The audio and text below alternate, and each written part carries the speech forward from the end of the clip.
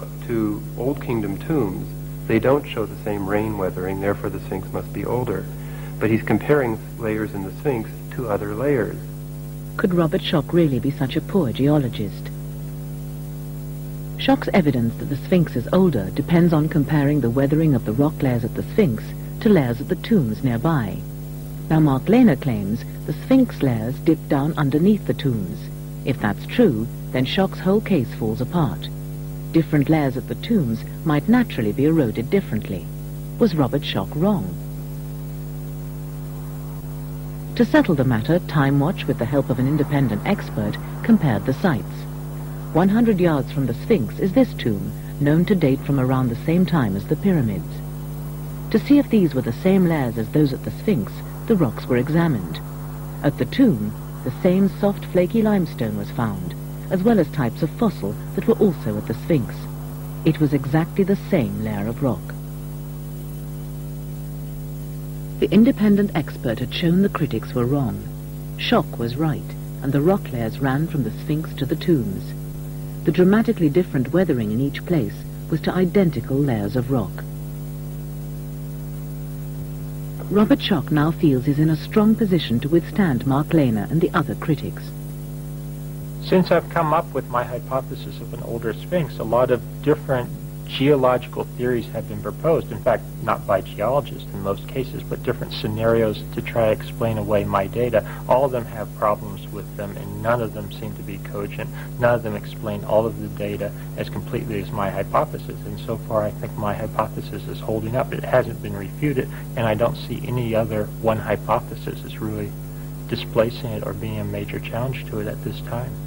I know nothing about geology personally, so I can't make a judge about the soundness of his theory originally or of the answering theories, whether one is more sound than the other. But I think that somebody's still going to have to come up with a better argument to completely persuade me and other people that Schoch doesn't have anything going. I don't have an explanation for what might have been the timing on Schoch's erosion ideas, but other than that, the way that the Sphinx has been weathered seems to me to be likely how he has described it.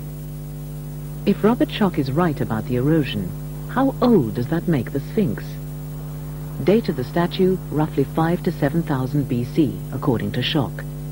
This date, if correct, would certainly mean the history of Egypt needs to be rewritten, because it's up to 4,000 years before the building of the pyramids. What's the evidence for this new dating? This rock surface may look rock solid, but geologically speaking, it's porous, it's soft. With the seismographs, we can figure out exactly how soft it is and how deep that softening or weathering, we call it, goes. Now, the depth of weathering correlates with how long the rock's been exposed. Since this rock was exposed when the Sphinx was first carved out, this gives us a very powerful tool to try to figure out how old exactly the Sphinx is. If you look in other areas not very far away, like Palestine, Jericho in particular, people at the same time, 5,000 to 7,000 BC and even earlier, were in fact carving into solid bedrock what they call moats in Jericho. They were building stone structures. So I don't think this is crazy or ludicrous or outside the realm of possibilities. Schoch and I have a debate, or it's a disagreement, I guess you could call it, on the dating. The Sphinx at the moment, at the equinox, is not aligned with the sunrise. It was aligned with the sunrise, or would have been aligned with the sunrise, during the age of Leo, which is around 10,000 BC. In other words, from 10,000 BC to 8,000 BC, at the equinox, the sun would have come up directly between the paws of the Sphinx. It no longer does that.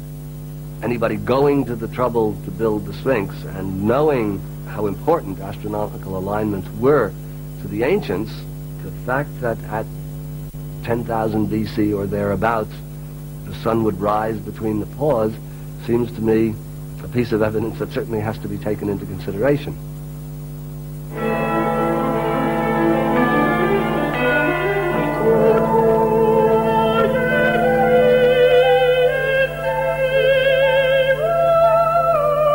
The way the monuments of ancient Egypt are seen will be changed forever if either of these